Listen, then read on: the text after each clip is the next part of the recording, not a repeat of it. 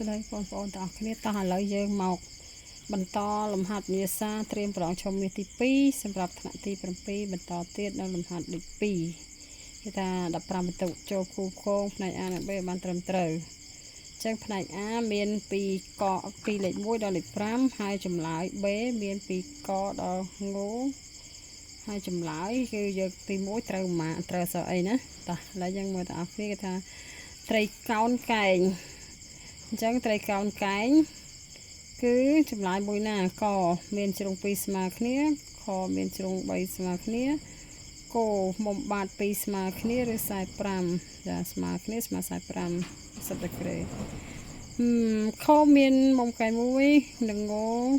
ជ្រុងទី3ស្មើគ្នាអញ្ចឹងចម្លើយមួយណាយើងអានមើលអញ្ចឹងមុំត្រីកោណកែងគឺត្រីកោណដែលមានមុំកែង1អញ្ចឹងចម្លើយត្រឹមត្រូវគឺសខូចំណែកឯសំណួរទី2ត្រីកោណសមបាតអញ្ចឹងយើងរៀនត្រីកោណសមបាតគឺទៅត្រីកោណដែលមានជ្រុង2ស្មើគ្នាឬក៏មុំបាត2ស្មើគ្នាអញ្ចឹងចម្លើយអញ្ចឹងមានជ្រុង2ស្មើគ្នាអញ្ចឹងចម្លើយកត្រូវនឹងលក្ខខណ្ឌចូលលក្ខខណ្ឌដែរណាអញ្ចឹងទី2ត្រូវសកទី3ត្រីកោណសាមញ្ញត្រីកោណសាមញ្ញគឺជាត្រីកោណដែលមានជ្រុងទាំង3ស្មើគ្នាឬមិនស្មើគ្នាអញ្ចឹងគឺជ្រុងទាំង3មិនស្មើគ្នាអញ្ចឹងចម្លើយមួយណាគឺចម្លើយសងោជ្រុងទាំង3មិនស្មើគ្នាអញ្ចឹងទី3ត្រូវអក្សរងោចំណែកទី4ត្រីកោណសមាំងអញ្ចឹងត្រីកោណសមាំងគឺជាត្រីកោណដែលមានជ្រុងទាំង3ស្មើគ្នាអញ្ចឹងត្រូវនឹងអក្សរខចំណែកទី5ត្រីកោណកែងសមបាតត្រីកោណកែងសមបាតអញ្ចឹងយើងទៅមើលទាំងអស់គ្នាត្រីកោណកែងសមបាតមានគ្រូឲ្យមើលរូបណាត្រីកោណកែងសមបាតនេះគេហៅថាត្រីកោណកែងសមបាតកោណកែងសមបាតលក្ខណៈពិសេសរបស់វាត្រង់ថាមុំបាតវាស្មើ45អញ្ចឹងពាក្យថាសមបាតមានថាមុំបាតទាំងពីរវាស្មើគ្នាហើយជ្រុងទាំងពីរហ្នឹងស្មើគ្នាអញ្ចឹងមុំបាតវាស្មើគ្នាមុំនេះ45មុំនេះត្រូវតែ45ចុះមុំនេះ90មុំកែងចឹង90បូក45វា90 90បូក90មុំផាបូកមុំក្នុងហ្នឹងទាំង3នៃទីកោណហ្នឹងវា180មិនត្រឹមត្រូវអញ្ចឹងមានថាមុំដែលមានសំទោសត្រីកោណកែងដែលមានមុំបាត2ស្មើគ្នាហើយមានរង្វាស់ស្មើនឹង45ដឺក្រេហ្នឹងគេហៅថាមុំគេហៅថាត្រីកោណកែងសមបាតអញ្ចឹងចម្លើយត្រីកោណកែងសមបាតគឺជាត្រីកោណដែលមានអីមុំបាត2ស្មើគ្នាហើយមានរង្វាស់ស្មើនឹង45ដឺក្រេអញ្ចឹងត្រូវនឹងអក្សរគោអញ្ចឹងចម្លើយទី1ខ2ក3ង4ខនិង5គោអញ្ចឹងកន្លែងណាមិនច្បាស់យើងអាចទៅមើលប្រភេទត្រីកោណទៅយើងឡើងវិញណាអញ្ចឹងប្រភេទត្រីកោណនេះ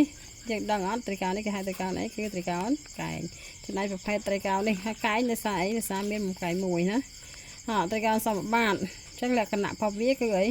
មានជ្រុង2ស្មើគ្នាហើយមានមុំបាត2នេះស្មើគ្នាប៉ុន្តែបើគេគ្រាន់តែនិយាយថាត្រីកោណហ្នឹងមានលក្ខណៈត្រីកោណហ្នឹងមានលក្ខណៈជ្រុង2ស្មើគ្នាអញ្ចឹងក៏វាចូលក្នុងត្រីកោណសមបាតដែរពេលខ្លះសំណួរគេមិនឲ្យយើងអស់ទេប៉ុន្តែគេឲ្យយើងសន្និដ្ឋានថាតើវាចូលក្នុងប្រភេទត្រីកោណអីហើយណាមួយចម្លើយសខចម្លើយកន្លែង B ហ្នឹងវាអត់មានផងបញ្ជាក់ថាមុំបាតមុំអីទៀតអញ្ចឹងគ្រាន់តែជ្រុង2ក៏យើងអាចឆ្លើយចម្លើយនៅគូកងនេះបានត្រូវដែរចំណែកត្រីកោណនេះវិញជ្រុងនេះក៏មិនស្មើគ្នាជាមួយនឹងជ្រុងនេះក៏មិនស្មើគ្នាមួយជ្រុងនេះជ្រុងទាំង3មិនស្មើគ្នាគេហៅត្រីកោណ30ចំណែកត្រីកោណប្រភេទនេះវិញជាត្រីកោណដែលមានជ្រុងទាំង3នេះស្មើគ្នាហើយបើនិយាយពីមុំវិញមុំទាំង3ក៏ស្មើគ្នា60ដូចគ្នាគេហៅថាត្រីកោណសមាំងចំណែកត្រីកោណចុងក្រោយនេះវាមានលក្ខណៈពិសេសបន្តិចជាប្រភេទត្រីកោណកែងដែរប៉ុន្តែបង្កប់នៅពាក្យសមបាតមួយទៀតមានថាកែងហើយសមបាតទៀតអញ្ចឹងសមបាតវាជ្រុង2ស្មើគ្នាជ្រុង2ស្មើគ្នាហើយមានមុំកែង1ហើយលក្ខណៈពិសេសមួយទៀតគឺមុំបាតវានេះ45ដឺក្រេបើមុំបាតវាក្រៅពី45នេះក៏មិនហៅថាកែងសមបាតដែរយល់ទេចឹងវាចូលអាចថាកែងធម្មតា